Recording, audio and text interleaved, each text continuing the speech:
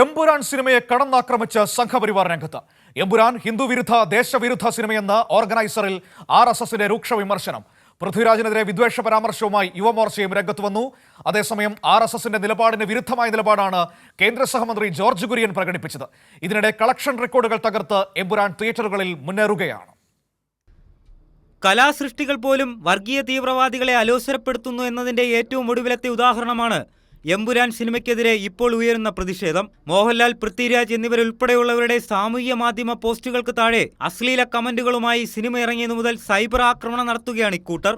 മോഹൻലാൽ അഭിനയിച്ച എമ്പുരാൻ സിനിമ ഹിന്ദുവിരുദ്ധ രാഷ്ട്രീയ അജണ്ട മുന്നോട്ട് കൊണ്ടുപോകുവാൻ ശ്രമിക്കുന്നുവെന്ന് കാണിച്ചാണ് RSS മുഖവാരികയായ ഓർഗനൈസറിന്റെ ഏറ്റവും പുതിയ ലേഖനം. ഹിന്ദുക്കളെ നരഭോജികളാക്കി അസ്വസ്ഥമാക്കുന്ന ചിത്രീകരണമാണ് ചലച്ചിത്രത്തിലുള്ളതെന്നും ലേഖനത്തിലുണ്ട്. രാഷ്ട്രീയ പ്രചാരണത്തിനുള്ള ഒരു വേദിയായി സിനിമയെ സംവിധായകൻ പൃഥ്വിരാജ് സുകുമാരൻ ഉപയോഗിക്കുന്നുണ്ടെന്നും ലേഖനത്തിൽ കുറ്റപ്പെടുത്തുന്നു.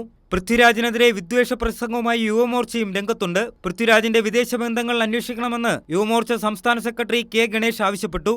എമ്പുരാൻ സിനിമ BJPക്ക് ഗുണം ചെയ്യുമെന്ന് കേന്ദ്ര സഹമന്ത്രി ജോർജ് കുര്യൻ പ്രതികരിച്ചു. മോഹൻലാൽ മഞ്ഞിൽ വിരിഞ്ഞ പൂക്കൾ എന്ന സിനിമയിൽ വില്ലൻ വേഷത്തിലാണ് അഭിനയം തുടങ്ങിയതെന്നും പിന്നീടാണ് സൂപ്പർ സ്റ്റാർ ആയതെന്നും ജോർജ് കുര്യൻ പരോക്ഷമായി മോഹൻലാലിനെ പരിഹസിച്ചു. എല്ലാ വീടുകളിലും എമ്പുരാനെ പറ്റി ചർച്ച ചെയ്ത് എങ്ങനെയാണോ മോഹൻലാൽ മഞ്ഞിൽ വിരുന്ന പൂക്കളിൽ നിന്ന് ഈ രീതിയിലേക്ക് ഉയർന്നത്, അതേപോലെ BJP ഉയരും. എമ്പുരാൻ സിനിമയെക്കുറിച്ച് എന്ത് വിവാദമാണ് നിലവിലുള്ളതെന്നാണ് BJP സംസ്ഥാന അധ്യക്ഷൻ രാജീവ് ചന്ദ്രശേഖർ ചോദിക്കുന്നത്. സിനിമയെ കാണണമെന്നാണ് പാർട്ടി നിലപാട്. സിനിമ ബഹിഷ്കരിക്കണമെന്ന് പറയുന്നതിനെപ്പറ്റി തനിക്കറിയില്ല എന്നും രാജീവ് ചന്ദ്രശേഖർ കൂട്ടിച്ചേർത്തു.